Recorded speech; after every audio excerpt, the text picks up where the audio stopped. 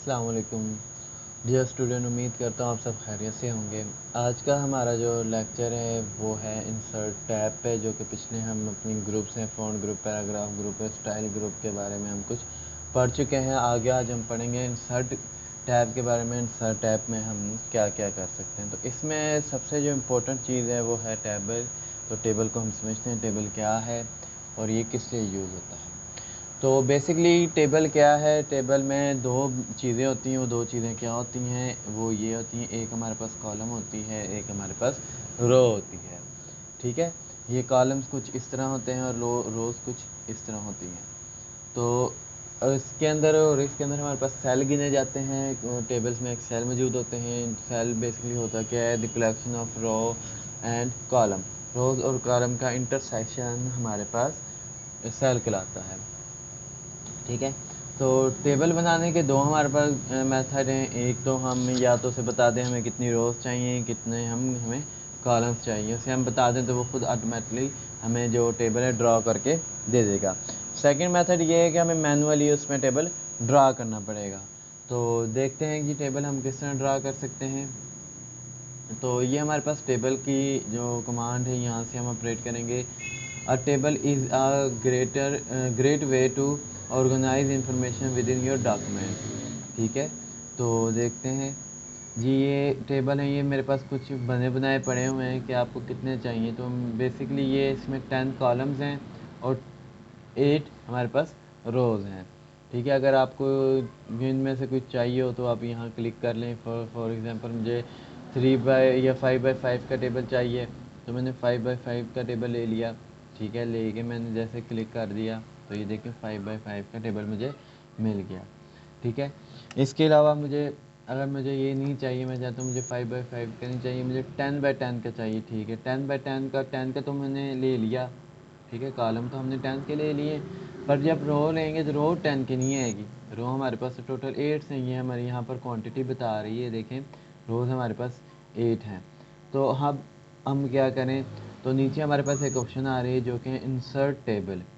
Insert table पे जैसे हम क्लिक करेंगे तो ये हमें शो करवा देगा जी, बताएं नंबर ऑफ़ कॉलम्स आपको कितने चाहिए, नंबर ऑफ़ रोज़ कितने चाहिए। जी मैंने कहा था मुझे 10 बाय 10 का चाहिए, तो 10 ही हमें रो कॉलम्स चाहिए, और 10 नहीं बल्कि 12 में कर लेते हैं, 12 हमें कॉलम्स चाहिए। जी इनकी विड्थ कितनी होनी चाहिए, जी इनकी विड्थ ऑटो होनी चाहिए, ऑटो फिक्स कंटेंट जो भी है। ठीक है, ऑटो फिक्स कंटेंट्स का मतलब क्या है कि एक सेल के अंदर जो कंटेंट है आपके वो ऑटोमेटिकली फिट करता जाए उसके अंदर। ठीक है, ऑटो फिट टू विंडो, यानी जो पेज की जो हमारे पास विंडो ओपन है उसमें ऑटोमेटिकली हमारा जो टेबल है वो फिट हो जाए। तो ये ऑप्शन को बाज़ का हम इतना नहीं यूज़ करते, ये फिक्स कॉलम विड्थ पे ही हम रखते हैं, और बाकी ये हम इसे नंबर ऑफ़ कॉलम्स बता देते हैं, नंबर ऑफ़ रोज़ बता के हम जैसे हम ओके के बटन पे क्लिक करते हैं तो ये हमारे पास टेबल ड्रा होके आ जाता है। ठीक है, एक तो हमारे पास ये तरीका है जो हमने नंबर ऑफ़ कॉलम्स और नंबर ऑफ़ रोज़ दे के हमने एक टेबल ड्रा कर लिया। दूसरा जो मेथड है हमारे पास वो है मैनुअली मेथड। वो हम किस तरह करेंगे जी, वो हम यहाँ आएंगे, इंसर्ट टेबल के नीचे हमारे पास ऑप्शन होगा ड्रा टेबल। ठीक है, तो जैसे हम ड्रा टेबल पे क्लिक करेंगे तो एक पेन नुमा कर्सर हमारे सामने आ जाएगा। तो हमें जितनी विड्थ चाहिए, मीन्स कि मुझे जितना एक सेल चाहिए तो ये मुझे एक टेबल बना देगा। दूसरा हमें कितना सेल चाहिए, जी इतना चाहिए, ये हमें बना देगा। ठीक है, अब मुझे तीसरा जो उनसे बिल्कुल छोटा चाहिए तो मैं बिल्कुल छोटा बना लेता हूँ, यानी आप अपनी मर्ज़ी से मैनुअली ड्रा कर सकते हैं। ठीक है, तो ये देखें ये मुझे ड्रा करके दे रहा है। तो ये एक तरीका, बट ये हम ज़्यादा यूज़ नहीं करते, ये हम वहाँ यूज़ करते हैं जहाँ हमें बहुत ही रेयर चांस हो के हम जो से हमारे दूसरा टेबल हम बना सके। वैसे बेसिकली हम दूसरे पे ही काम करते हैं, ड्रा टेबल पे ही, इंसर्ट टेबल पे ही हम काम करते हैं। ड्रा टेबल पे हम बहुत ही कम काम करते हैं। तो टेबल को मज़ीद समझते हैं जी। टेबल मैं एक ले लेता हूँ 5 बाय 2 का, 5 बाय 6 का मैं एक टेबल ले लेता हूँ, 3 बाय 6 का मैं एक टेबल ले लेता हूँ। चलें, ठीक है, ये मैंने 3 बाय 6 का एक टेबल ले लिया। 3 इसमें कॉलम्स हैं और 6 हमारे पास रोज़ हैं। ठीक है, अब कुछ टेबल को समझते हैं। टेबल पे जैसे हम क्लिक करेंगे तो दो हमारे पास न्यू टैब्स ओपन हो जाएंगे, जो कि है डिज़ाइन और लेआउट टैब।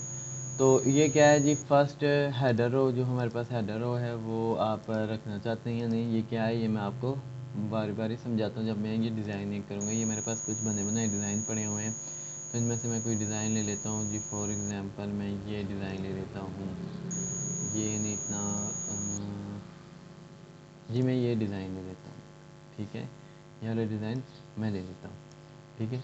तो इसमें अब हमारे पास हेडर रो पे जैसे मैं क्लिक करूँगा तो ये देखिए ऊपर से हेडर हमारे पास ख़त्म हो गया कि हेडर रो हमारे पास है ही नहीं, सिंपल हमारे पास सादा टेबल बन गया।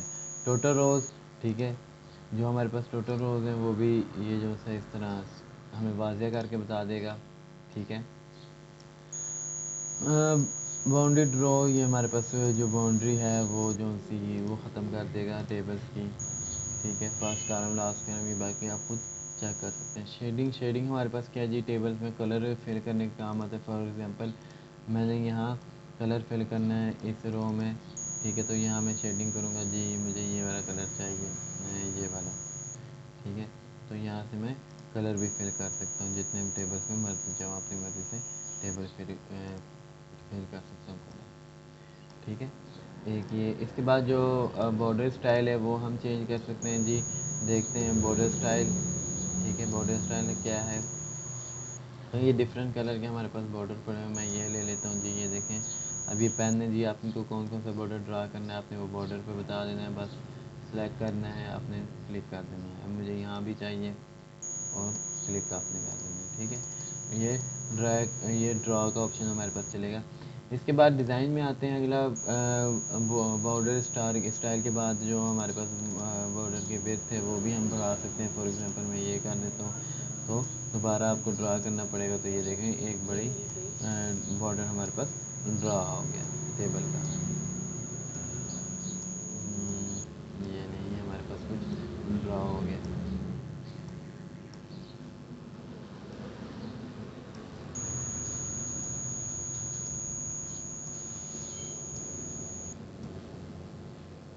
ये मेरे पास एक टेबल ड्रा हो गया जिसकी बॉर्डर जो है 3 पॉइंट है साइज है बॉर्डर का, ठीक है। आगे हम जाते हैं जी लेआउट की तरफ। लेआउट क्या है, ठीक है। लेआउट में वही ड्रॉ टेबल इरेजर, यानी अगर आप कोई भी कॉलम कोई भी सेल आप इरेज करना चाहते हो तो आप इजीली इसको इरेज कर सकते हो, जैसे कि इसको मैंने इरेज कर दिया।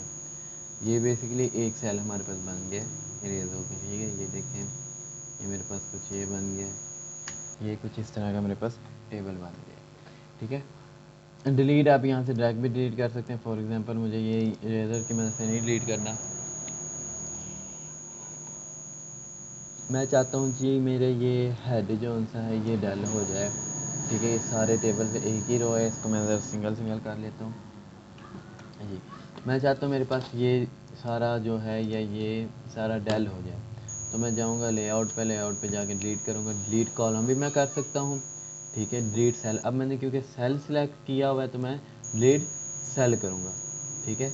डिलीट सेल यानी shift cell left, shift cell up, यानी जो ये बेसिकली सेल को डिलीट नहीं करेगा, ये शिफ्ट कर देगा अप या डाउन की तरफ। फॉर एग्जांपल ये जो सेल है ये हमारे पास रिमूव हो जाएंगे, क्या ये सेल अप हो जाए या ये सेल डाउन हो जाए, ये हमें डिपेंड करता है अपने आप पे, ठीक है।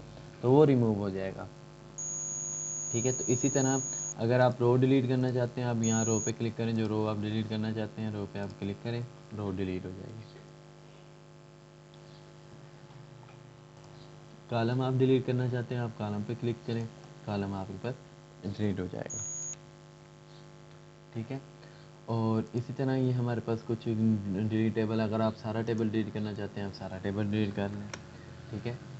और इसके साथ हमारे पास इंसर्ट अबव, यानी अगर मैंने फॉर एग्जांपल मैंने यहाँ पर एक नाम लिखना भूल गया, डाटा इंटर करना भूल गया, मैं चाहता हूँ नहीं मैंने इससे ऊपर ही डाटा इंटर करना है, नीचे नहीं करना, तो यहाँ से मैं क्लिक करूँगा इंसर्ट अबव, तो ये क्या करेगा जी, मुझे ऊपर एक जो रो कॉलम है वो दे देगा, ऊपर एक कॉलम देगा। तो जितनी बार आप क्लिक करेंगे उतनी बार आपको ऊपर कॉलम दे देगा, ठीक है। इसी तरह इंसर्ट बिलो है जी, ये नीचे हमें कॉलम देगा। इंसर्ट लेफ्ट है, ये लेफ्ट पे हमें रो देगा जितनी आपने सेलेक्ट की, क्योंकि मैंने तीनों सेलेक्ट की जिससे 3 मिल गया। अगर मैं एक सेलेक्ट करूँगा तो मुझे एक ही वो देगा, ठीक है। तो इंसर्ट राइट है हमारे पास इस तरह, ठीक है। ये हमारे पास कुछ ऑप्शन है। आगे हमारे पास ऑप्शन है जी merge cell. Merge cell basically क्या करता है, ये दो सेल्स को आपस में मर्ज कर देता है, मीन्स कि उनको कंबाइन कर देता है, उनको एक सेल बना देता है। फॉर एग्जांपल ये मेरे पास सेल हैं इनको मैं मर्ज करना चाहता हूँ, कंबाइन करके एक सेल बनाना चाहता हूँ। तो मैं मर्ज सेल पे जैसे क्लिक करूँगा तो ये मर्ज हो जाएंगे, ये एक सेल हमारे पास बन गया। ठीक है, अब एक सेल बन गया। आप इसको स्प्लिट भी करना चाह सकते हैं, इसे अगर आपको या आप इसको अलग करना चाहते हैं। फॉर एग्जांपल मुझे 3 नहीं मुझे 4 चाहिए, यहाँ पर सेल 4 चाहिए, तो मैं सेल पे क्लिक करूँगा जी, मुझे 4 क्या, एक ही हमें कॉलम चाहिए और 4 हमें रोज़ चाहिए जी। मैं जैसे क्लिक करता हूँ देखें 4 रोज़ मिल गए और एक हमारे कॉलम मिल गए।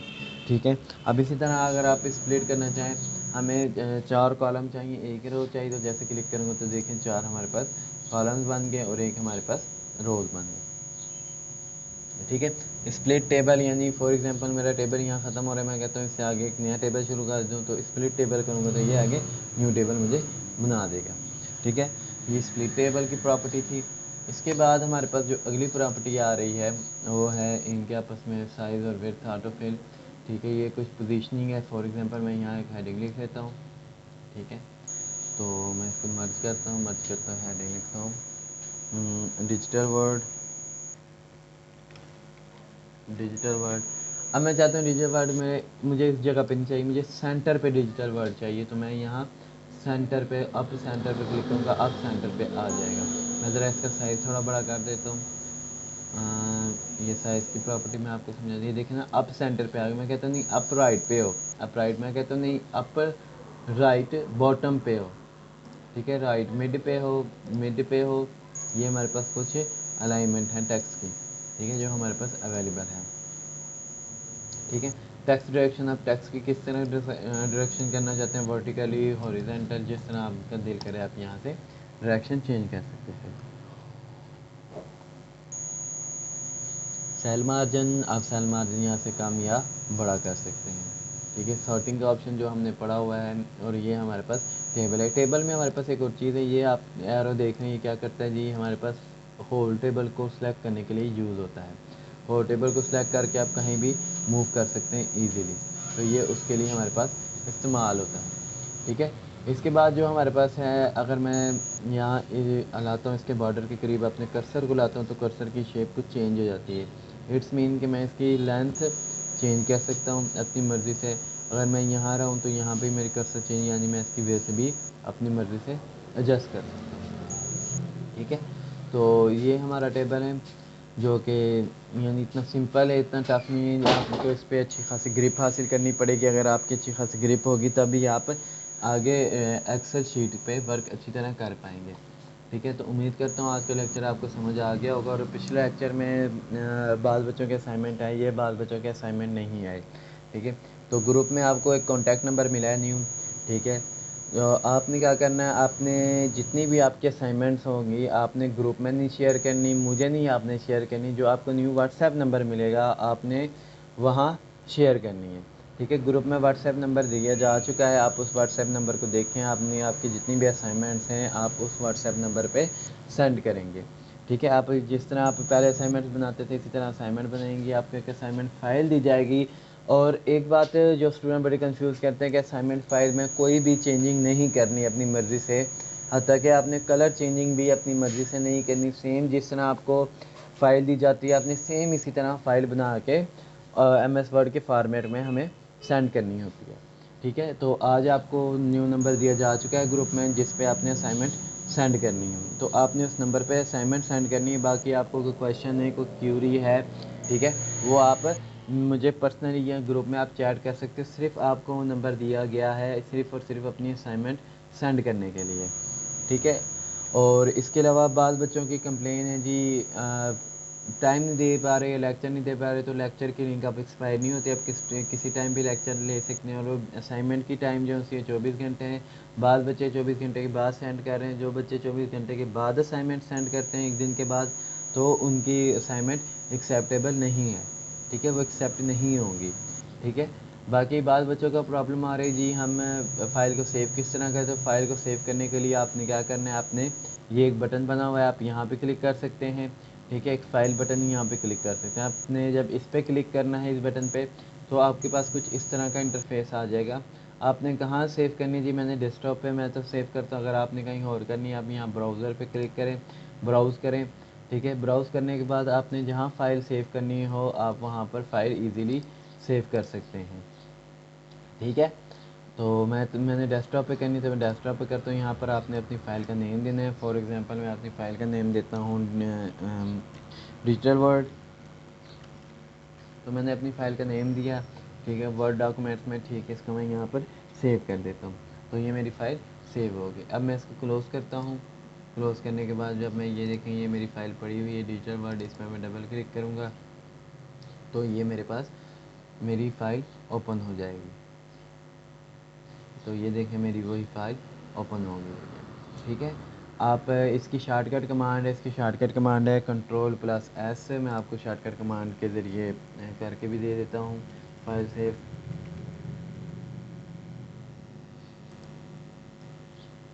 तो करते हैं सेव, क्योंकि कीबोर्ड ओपन होने में थोड़ा टाइम लग रहा है। ओपन हो गया जी। इसको करते हैं सेव।